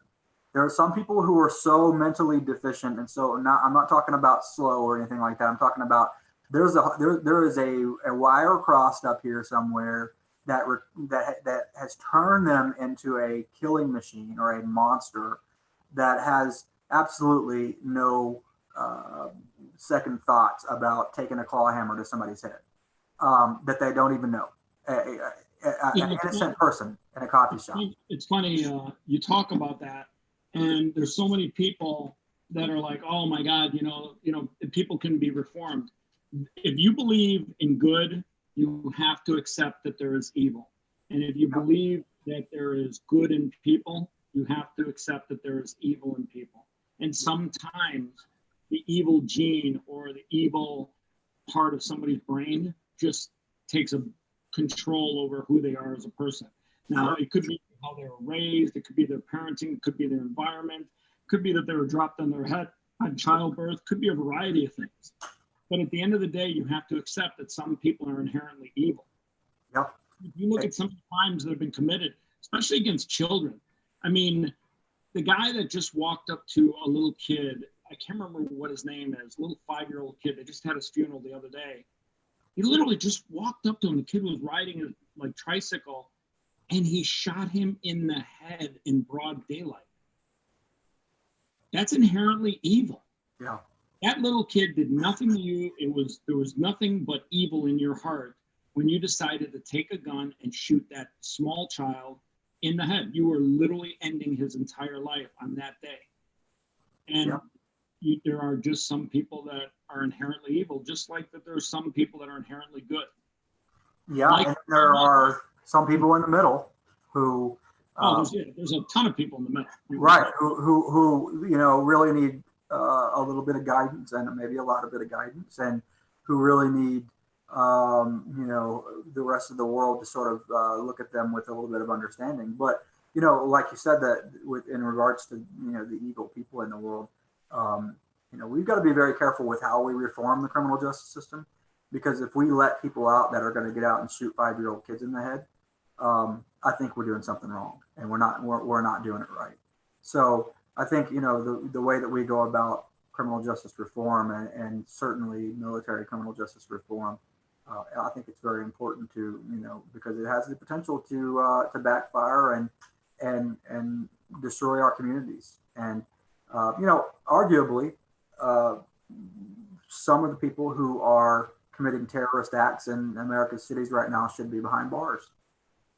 And so I think that's why it's even more important to for people like you and for people like me to speak out in support of our great law enforcement and our law enforcement who are doing their jobs to the best of their ability, and to also make sure that we clarify that it's not okay for someone to abuse their authority when they're in a position of power. I don't think anybody agrees that police should just be allowed to do whatever they want. Listen, if a greater percentage of cops were doing that, I would say, yeah, a lot of this protesting and destruction is worth it. But it's such a percentage, it's less than 1%. So you have to say to yourself, 99% of cops, they're fucking heroes. They walk through the neighborhoods, they save lives. Yes, there's a group of cops that break the law, but that's what the law is there for. It's law. It's a law. The law is there to make sure that they're held to a standard also. But sure. I mean, I know so many cops that are retiring early, and especially in New York City. I mean, it's literally horrible to be a cop out there right now. They try to arrest people and they get mugged and swarmed on by other criminals. Sure. And, I mean, it's very tough for a cop to want to do their job right now. And when that happens and cops stop wanting to do their job, that's when the criminals take over. Yeah. People are going to learn real quick. You want law and order. Otherwise, you're going to wake up one day and realize that your grandmother can't go to get her medicine at night because she lives in Portland. Or your buddy who owned a pizza shop in New York City can't open his shop ever again because he had it robbed and the glass broken multiple times over the summer. 2,500 businesses in Chicago will never open their doors again because they were looted, robbed, glass broken. I mean, a friend of mine's got a video camera in his Greek restaurant in Greektown, Chicago, and 6 times this summer in Chicago, his restaurant's been robbed, and they robbed them because on the bar shelving, they had all the liquor. So they come in, they take the liquor. But the liquor getting stolen, that's one thing. When they destroy everything, they destroyed his cash registers. Multiple times he's had to replace the cash registers. People don't realize those registers are like 15 grand a piece. He doesn't sell a lot of euros. I mean, you're going to sell a lot of euros to make 15 grand. Yeah. So you look at that. It's even more important that people who live in the community that they live in stand up and protect it. I think we're starting to see that. I think more and more people are starting to realize, wait a second, these guys that are coming from out of town destroying my neighborhood, they don't care about me. Yep. They leave and I still live here. I kind of want to go and eat at the Euro joint. Mm-hmm. And there's a certain part of the population who, watching The Walking Dead. I don't know if you ever watched it, but yeah. So there was a certain part of the population who is really hoping something like that happens, and they're sort of looking for their opportunity to have chaos and to be able to respond to it. Now, I gotta correct you. It's not a certain part of the population. There are people that are incentivized to make sure that this happens, and they financially support this type of activity. Sure. Well, I mean, I think it would be very important to have, and hopefully we do in the years that come, to have some investigations and try to figure out funneling, who's funneling funds, and where these people are being supported from, and so on and so forth. But we can't. I don't think it's responsible for us to group them all into one group. And in terms of multi-cities and stuff, I'm not sure that they all follow one chain of command. I don't think that that they have like a centralized leader or anything like that. I think it's just all about chaos and creating chaos. I'll tell you, they may not have one centralized leader, but they probably have maybe a group that are funding this that all have the same desire, and that is to see America be destroyed. Well, it's certainly working for them. I think chaos works to help countries like China. I think chaos works to help countries like Iran. Like right now, Iran's in a situation where their economy sucks, but now all of a sudden, Israel's creating peace within the Middle East. Iran doesn't want to see that. Iran wants to see the Middle East in turmoil and Israel destroyed. Right. So there are countries and there are individuals and there are people in the world that are financially incentivized to see chaos like this that's happening in the United States, because it is to their joy to see this America to be destroyed. Well, it's just like, if you're in a neighborhood and you have on one corner you have a couple of the kids that are up to no good. On the other corner you have the police officer that's standing there making sure everything's okay. The police officer in this case is the United States, and the nefarious characters on the other corner are the people that you were just talking about. It would be advantageous for them to have somebody come up and distract the police officer so they can get away with whatever they were doing.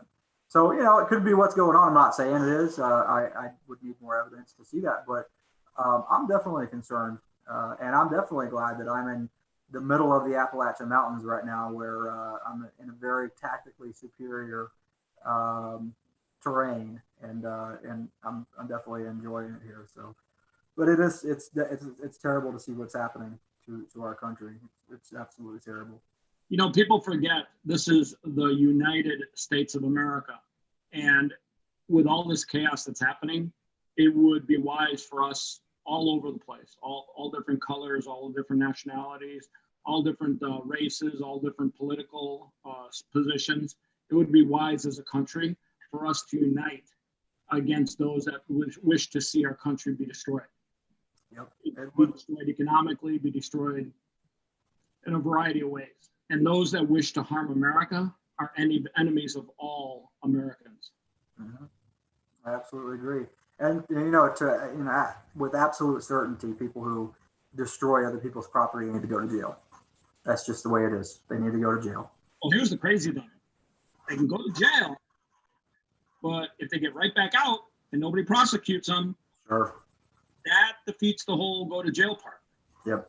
And if you keep doing that, I don't think people realize, I think somebody wants to see a civil war break out in America, because you talked earlier about the one shot heard around the world.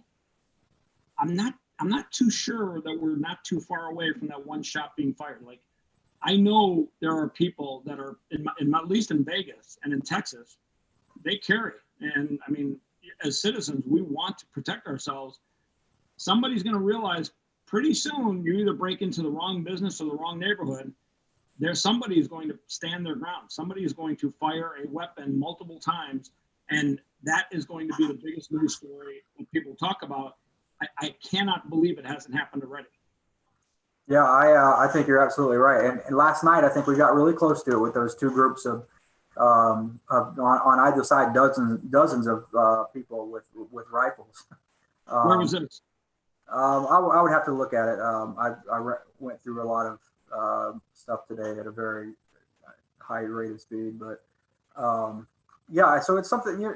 All it would take is one person to fire a shot, and then everybody starts shooting, and then what do you do?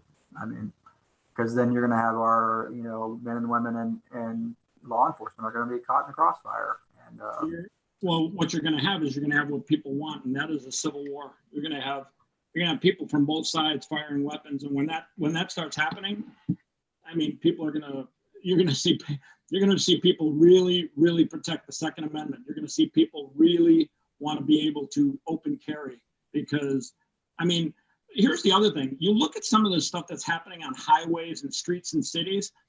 I think I saw a video the other day. I've seen this multiple times where somebody's driving down the street and a group of, they're just not protesters. They're antagonists, or they're just evil. They're domestic terrorists. They slip on the car and they start like doing shit to the car, pounding on it, whatever, yelling, screaming.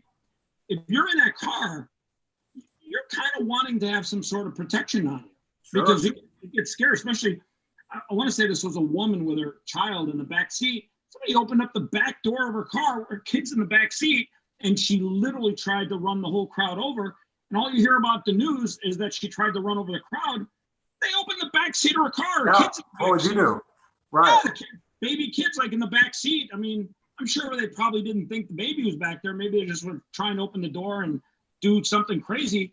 And it's crazy too in Seattle that one guy drove his white car onto the highway and two girls or one girl or whatever dressed in black. It's nighttime and they're on the fucking highway protesting. Well, fuck, of course you're going to get hit by a car. You're dressed in black. It's the highway. Don't get on the highway. It's a bad idea. Like, yeah, I mean, there's got to be, there's something to be said for using discretion in terms of these prosecutors, these district attorneys, the state's attorneys, using their discretion in terms of who they're going to prosecute in these cases. But, if you prosecute that mother for protecting her child, and what signal are you sending to everybody else? Well, here's the crazy part. Of law and order. And the prosecutors have become political tools now. Yeah. The prosecutor in St. Louis, can't remember her name, black woman, not because of anything else, I just can't remember her name. She let go of 500 looters that looted the city. She let them go, no charges, go, good luck, get out of here.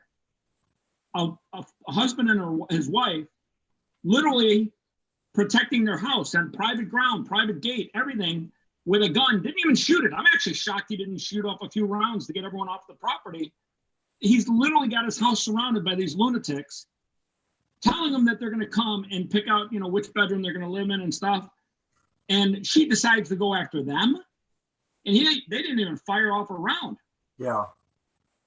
Yeah, I don't understand the reasoning there other than what you said about partisanship. That's got to be It's not even partisanship, it's politics. Like, when she decides to go after a citizen because of their politics, and then she lets other citizens go because of politics, at the end of the day, you got to say to yourself, well, the law is no longer blind. Lady Justice, she's got the whole like blindfold on. Yep. Well, in this case, Lady Justice, she's kind of looking underneath the blindfold going, okay, did you vote for Trump or do you look like a Trump supporter? All right, let me see if I can prosecute you. Oh, you look like you'll be voting for Biden? Yeah, go on, you're good. I mean, justice has to be blind. It really does, and I think we're sort of in a place right now where we're at a crossroads, and sort of how we respond to this national crisis is going to define who we are for generations, for several generations, if not forever. Well, Clint, did you enjoy the talk?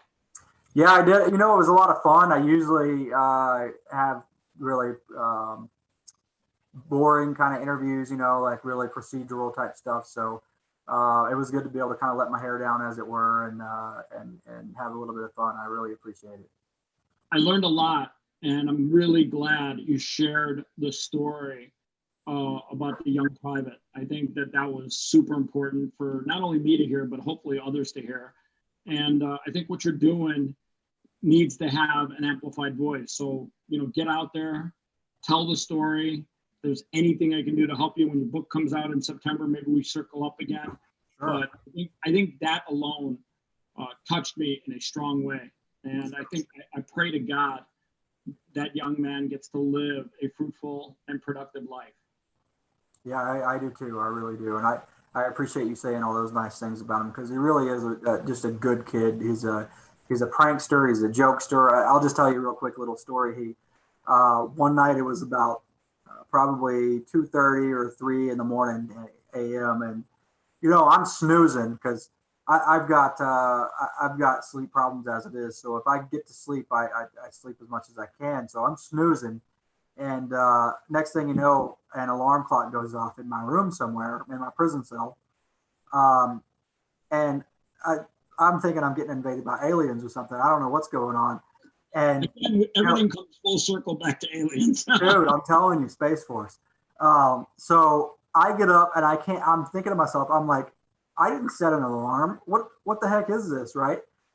Tyrese had snuck into my prison cell and hidden not just one, but a series of little alarm clocks in my prison cell in places. And he set them for these ridiculous hours at 2 and 3 in the morning. And so, so I was going crazy, waking up in the dark, trying to find where these alarms were going off. And I knew that I didn't have alarm clocks, myself. So I thought I was losing my mind. So, and then, the next morning at breakfast, he comes up to me with a big grin on his face and he's like, "How'd you sleep last night?" Now, while that's a great story, it breaks my heart to know that he can no longer connect with you because of the Army policy. He lost that human connection to someone that was a friend. And that's what, that's super heartbreaking. And I hope there's a way that we can find ways to communicate with him, because there's a guy named Ross Ulbricht. He was in the crypto scene about, I want to say, God, it's been like maybe 7-8 years now. And he's in jail right now serving basically a sentence that'll be beyond his livable years. And he was convicted of a crime, and the whole case itself, the way it was done, had so many holes in it. And he was given, I want to say, 2 life sentences for something that was he built a website that was called Silk Road. If you read about it, it's a very touching story. And here's a young guy. I mean, he's young, 20 years, 24, 27 when he started his time. He's going to basically spend the rest of his known days behind bars. His freedom's gone. He's just going to grow old and basically die in there. And you look at some of these people that are behind that, it's their lost faith and hope. Faith in the system, faith in life, hope for a life that they can live. That lost faith and hope for some of them is just heartbreaking. Yeah, it really is. And I'm glad that you realize that, and I think that's great. I think that's awesome. I think if we see people like Snowden and maybe even Julian Assange get pardoned by President Trump, I think more conversation will happen about reform and punishment and making sure that the right people are being punished and not over punished. Well, that is the whole reason. Interesting, briefly. When we were adopting English common law, Sir William Blackstone, sort of the father of I hate to interrupt you, but it is 1-0 Chicago Blackhawks. 1-0. Really? That's it? Seriously? So listen, let me tell you something. They've gotten their ass kicked for 3 games in a row. They've had no lead at any time. 1-0 is a godsend. Well, don't get your hopes up, man. Listen, there's still a horrible underdog. They literally have hit the post, the metal around the net 14 times in 3 games. Now, just to put it in perspective, I'm a hockey freak in case you didn't know. This is a hockey puck. The post is about this big. So when you shoot this thing at 100 miles an hour, for it to hit the metal post and not go in the net 14 times, it's pretty unlikely. Like, you couldn't do that again if you tried. Yeah, I don't get your hopes up. That's all I'll say. Listen, I look at the Blackhawks as like my Mickey Mouse bobblehead going up against. You ever see Transformers when what's his name, the big guy, and he's like Optimus Prime? That's like Mickey Mouse going up against Optimus Prime. Mickey better hope that Optimus runs out of battery juice or something. Yeah, definitely. Well, hey, listen, I definitely appreciate being able to come on and talk to you. I enjoy watching your videos. They're really entertaining, and it's good to get a break from the seriousness of everything, but still talk about the issues. I think that's a good format. So I appreciate that. Thanks, Clint. I really appreciate what you're doing. I learned a ton today. I think what you're speaking out for, very people are speaking out. So you need to have a big platform to talk about. And I'd love to try and introduce you to some more people to give you more of a voice so they hear the stories. These stories need to be told. These people need to know that there's a conversation going about them outside of their little box in the world that they're living in. Right. I agree. All right, Clint, you're the best. Thank you so much. I appreciate your time. I appreciate what you're doing. Really good talk, man. Okay. We'll talk to you later, Chris. Peace out. All right. Bye.